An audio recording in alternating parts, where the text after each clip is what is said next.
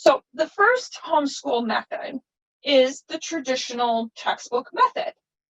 There are a lot of families that really is a good fit for them. Their child loves to do worksheets. They like the sense of completion when they're done with that.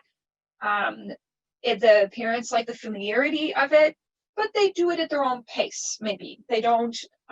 They're not doing it at the public school pace. They're doing it at their family's pace. But that works for them, and that's what they like to use.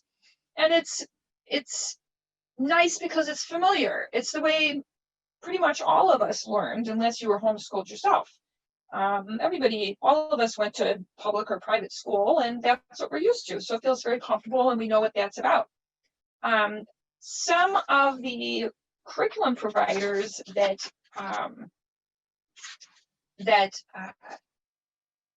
are part of that textbook method are ABECA, Bob Jones, Alpha Omega, Rod and Staff, Christian Liberty, Calvert, and there are some subjects that it's just that particular subject, but they don't have a full curriculum that is a textbook, say Saxon Math or Jacob's Math, or even Apology as Science.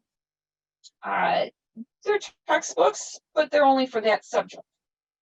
So that is one way to do it.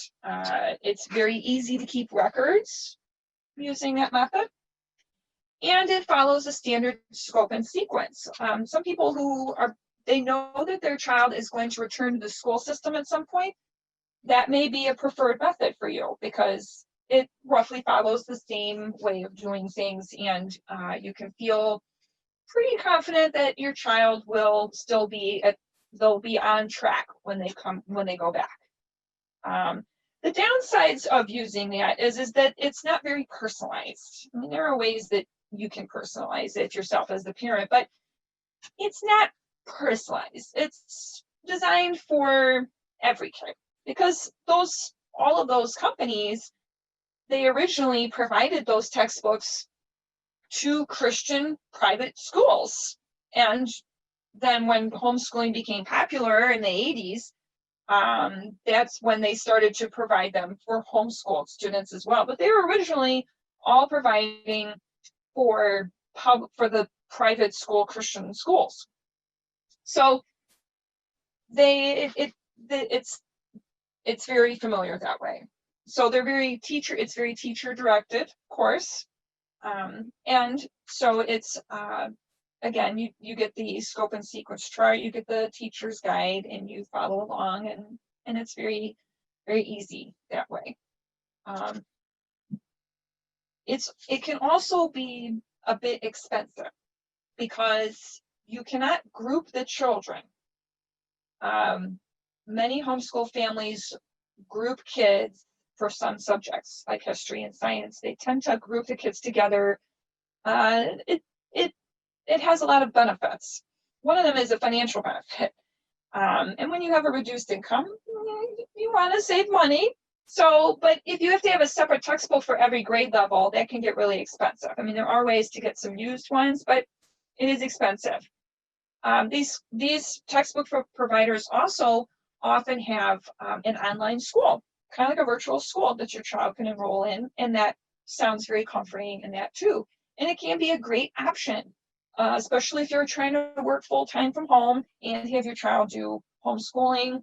That can be an option. But again, it can be very expensive.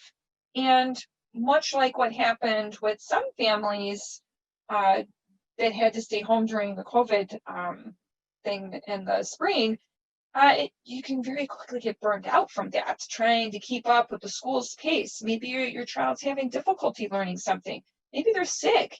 Maybe you had some other crisis in the family, but then you're beholden to their schedule. So those are some of the pros and cons of a more traditional method. And the rest of the methods I'm going to talk about are not as familiar and traditional. But I thought I'd just share that one first so that you know there are a lot of homeschooling families that do follow a more traditional route. They just choose to use the textbooks and things, maybe for a little bit different reasons than feeling required or to use them by a school district. Maybe that's what works best for their family.